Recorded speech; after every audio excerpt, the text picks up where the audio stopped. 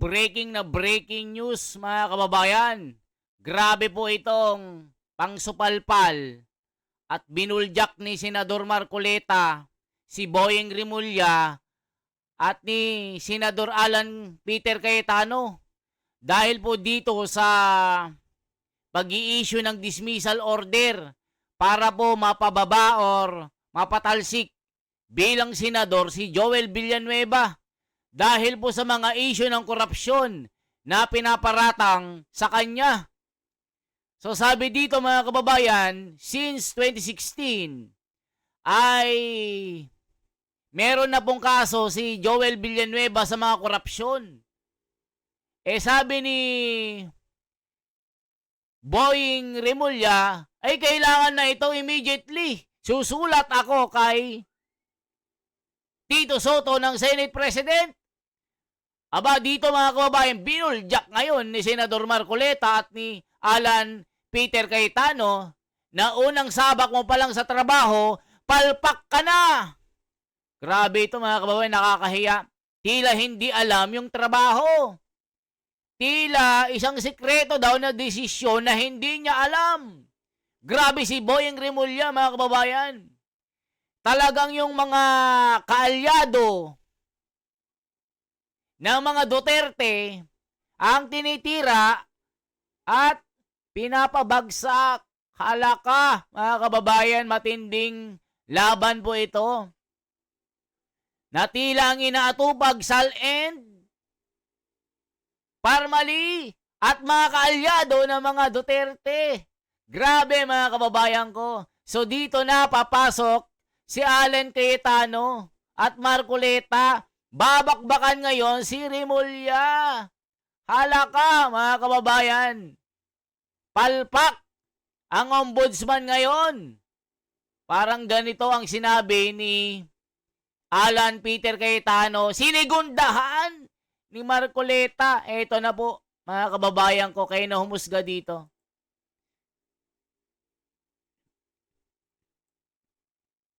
Sir, kauuto lang ni Rimulya pero taltak na agad yung informasyon yata at yung pinahayag. It happens, and as I said, let's give him time to review it.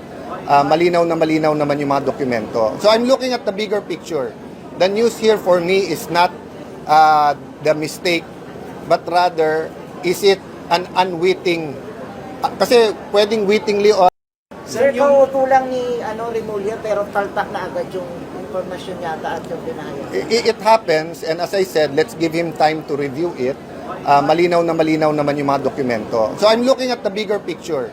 The news here for me is not the mistake, but rather, is it an unwitting, kasi pwedeng wittingly or unwittingly yung atake sa Senado eh. Isipin nyo mga kababayan, bungad pa lang sabi ng reporter, una pa lang na sabak ni Rimulya, palpak agad. Mga kababayan, nakakahiya po ito sa ombudsman na ito na parang hindi alam yung ginagawa. Unwittingly na yung ibig sabihin, di mo sinasadya, hindi mo alam atake. Kasi finid ka ng mali. Wittingly means talagang nag-target ka. And I don't believe Ombudsman Rimulya will do that. I think his heart is in the right place, pero napakaraming boses. Remember, no? Bawat distrito na may project ang 15 contractor na to, nagtuturuan na yan. Kasi may politika dyan eh. May naglalaban na mayor dyan, may naglalaban na governor dyan, may naglalaban na congressman dyan. Diba? Sa national, ganun din. Bawat gawin ng pink, galit DDS, galit yung Marcos, galit. So, iba-iba na kampihan ngayon. But yun nga ang point ko po, di ba? When does politics give way? First, bansa na natin tinatamahan eh. Mga Pilipino, pag nagta-travel, kinakansyawan na, nakorap kayo eh. Bilangin nyo ha, duda ko walang 10,000 taong involved dito eh. Sama mo na lahat ng DPWH, sama mo na buong Kongreso, sama mo na ilang kabinete. Baka 3,000, 5,000 ang pinag-uusapan sa corruption. 110 million Filipinos tayo. Deserving ba na sa ibang bansa at tawagin buong Pilipinas, buong Pilipino na corrupt? Kaya nga in-expose eh, di ba? Sa atin, sa local, naiintindihan natin yan. Naiintindihan natin na hinahabol natin corrupt. Pero sa abroad, hindi eh. Kasi nga, it's being handled like a circus. No? Even in the Senate. That's why lagyan natin ng konting ayos, di ba? Let's not think that we can do anything and bahala na yung consequences. Mga kababayan, tama po itong sinasabi ni Senador Peter Cayetano. Alam nyo, kahit ito ay hindi natupad yung 10K kada month, okay lang. Hindi naman to corrupt si Cayetano eh. Na-interview ko ito one-on-one nung nasa Congress pa ako, mga kababayan. Isa po ako sa nakikipaghabulan para ma-interview yung mga politiko. Iba si The Wonder, mga kababayan. Na-interview ko ito ng harap-harapan at personal at siningil ko ng 10K ito. Ang maganda lang kay Senador Peter Cayetano, ano siya, professional siya. Hindi siya yung sumasagot po siya ng professional, hindi pa balang maganda ka kausap ito. So ngayon, tama yung mga sinasabi niya na sinisirkus-sirkus ang mga nangyayari na yung sistema natin sa politika. Na yung mga may kapangyarihan, alam na, nilalaro para guluhin yung isipan ng mga tao para hindi matumbok yung tunay na magnanakaw. Tama si Cayetano eh. Sabi ng reporter, una pa lang nasabak ni Boying Rimulya, palpak agad. Hindi alam ang ginagawa. Naku, nakakahiya ito. Tapos ngayon, yung pag-issue ng dismissal order, wala na pala yun. Congressman pa pala si Joel Villanueva dito noon. Hala ka, mga kababayan. Lahat ng action natin may consequences. Pwede ako magwala dito ngayon. Pwedeng ko ano-ano sabihin ko. Pwedeng ilabas ko kung sino tingin ko mga mastermind. It won't be helpful if it's just part of the circus. So, Sen, yung just ano po? confirm lang po, gusto niyo po na yung mag-investiga sa ICI is meron ding opposition na kasama mismo. We have to find a way na mas mabilis ang investigasyon, mas mabilis yung pagkaso, at hindi tayo ma-distract. So, kung kinasuhan ka agad, si Alcantara, si Yusek, si Bryce, si JP, etc. Kinasuhan ka agad kasi ghost eh. Ano pang hanapin mo? Ghost. Tapos nakapag-apid-apid yan one time, malinaw. Ngayon tuwing hearing, pabago-bago eh. Di ba? So, ang problema sa ICI, sila mismo nagsabi, kulang kami sa power. Pero pati sila napagbibintangan na anong direksyon nyo. At kasi, sino ba nagbibigay sa kanya ng dokumento? Aside from yung mga gumawa nito, DOJ, DPWH, Office of the Ombudsman. Di ba? So, wala rin tayong tagabantay doon. What's your comment po na ina-live na yung hearing sa ICI? Very good. Thank you ICI na nakinig kayo. 'Di ba? And thank you na kayo mismo nagsasabing you need more powers. But sa akin din, let us bulletproof them in terms of yung faith ng tao. And the way to bulletproof, magsama ng ilang religious leaders, magsama ng isang oposisyon, then make them independent. Sa US, pag independent prosecutor. Maganda dyan, mga kababayan ilagay po ay ministro ng Iglesia ni Cristo. Nako mga kababayan, walang lulusot dyan. Pag isang ministro ng Iglesia ni Cristo, ang isang representative ng taong bayan, isa sa Katoliko, isa sa Protestante, isa sa born again, ay nako, napaka-effective niyan. Walang lulusot dyan. Basta may Iglesia ni Cristo dyan sa loob. Nako mga kababayan, kita nyo si Senador Marcoleta. Dala-dala ang katwiran at tunay na aral ng Kristiyano. Hindi siya natatakot na ilabas ang katotohanan. So mas maganda sa ICI, pag sinimulan na maglagay ng ministro ng Iglesia ni Cristo, nako, sinasabi ko sa inyo, walang lulusot sa inyo. Walang makakapandaya, sinasabi ko sa inyo. Pag Iglesia ni Cristo na isang ministro ang ilagay dyan, nako po, sinasabi ko, walang makakalusot dyan. Ibahin nyo ang ministro ng Iglesia ni Cristo. Iyan ang sinasuggest eh. So, inano lang natin na sinasabi ko, very, very maganda yan. Magandang hakbangin yan na merong mga representative ng mga religious group para maalis ang agam-agam na may pinagtatakpan dito. Ka, ang pera mo at gagawin mo, independent ka talaga. Hindi depende yan sa administrasyon.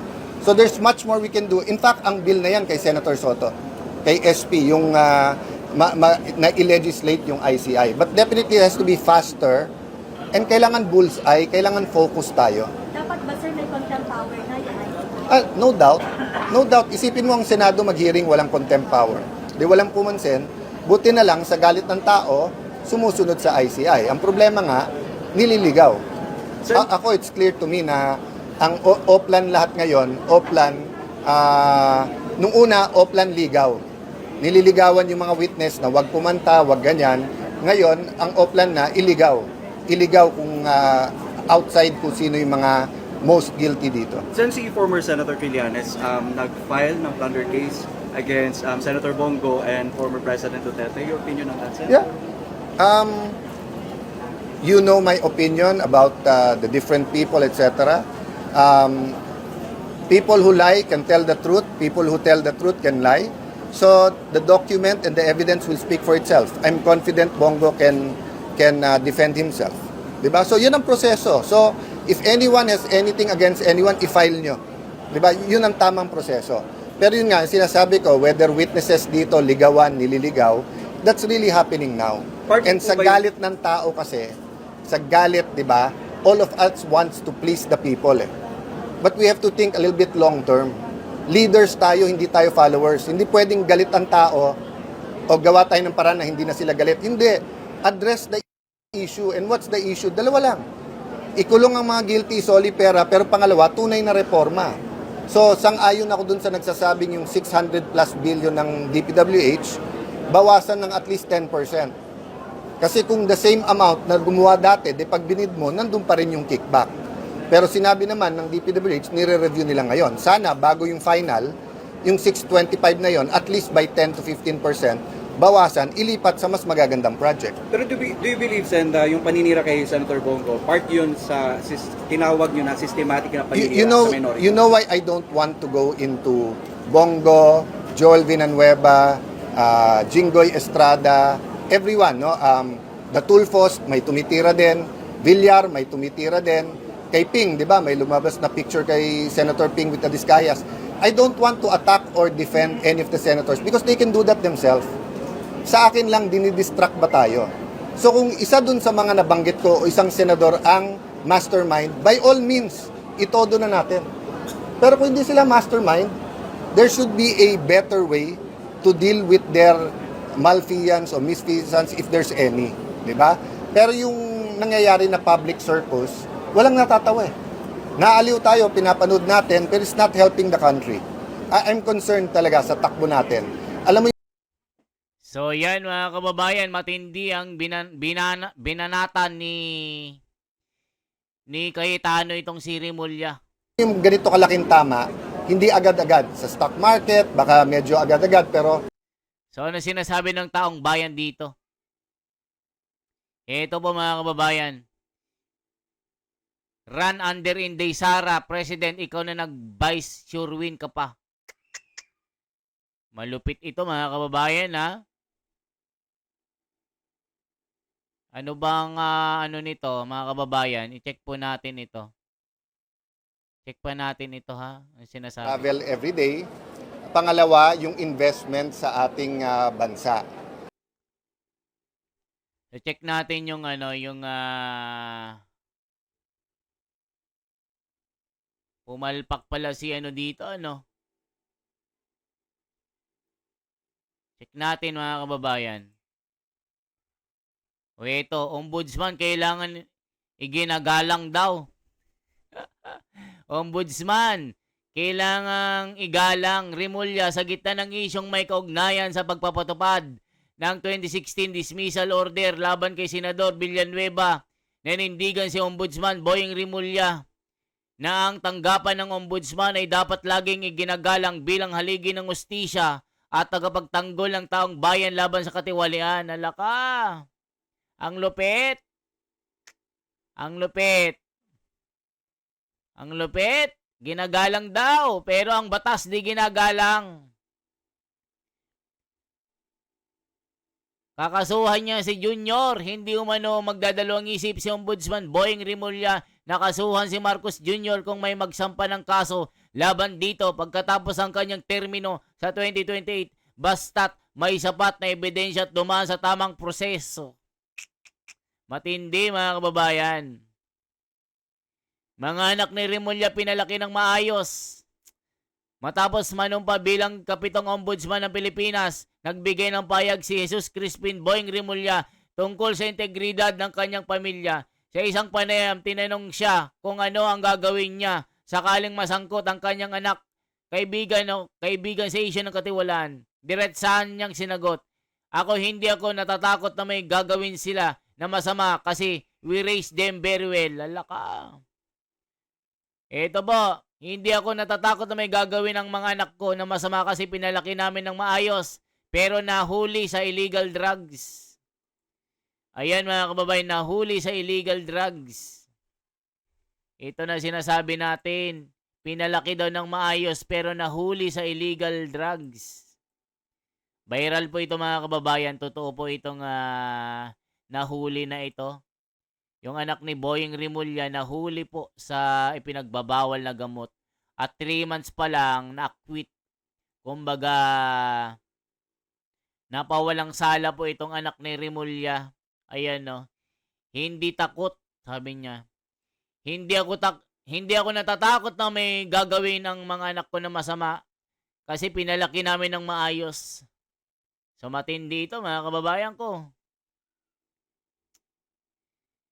Yung office ng ombudsman pwedeng igalang pero yung nakaupo sa office, the ombudsman hindi pwedeng igalang.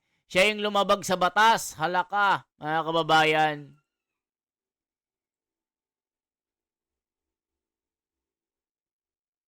You cannot demand respect, you have to gain it.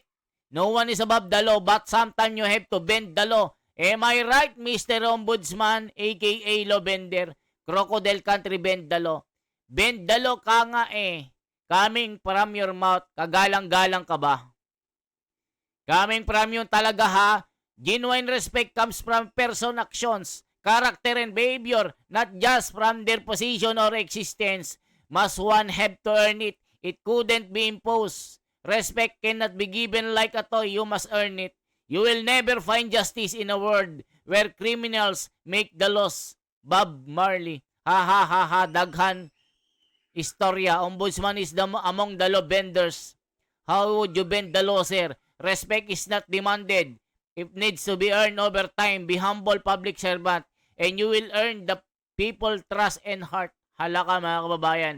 So yan po mga balita ngayon. Binakbakan ng netizen si Rimulya na kailangan daw igalang ang ombudsman. Sabi nila, you have to earn the respect, Mr. Bending the Law. So ano masasabi niyo mga kababayan ko? Yan lamang po ang ating bahagi. Isang like, isang share po. Ako si The Wonders Philippines. Mabuhay!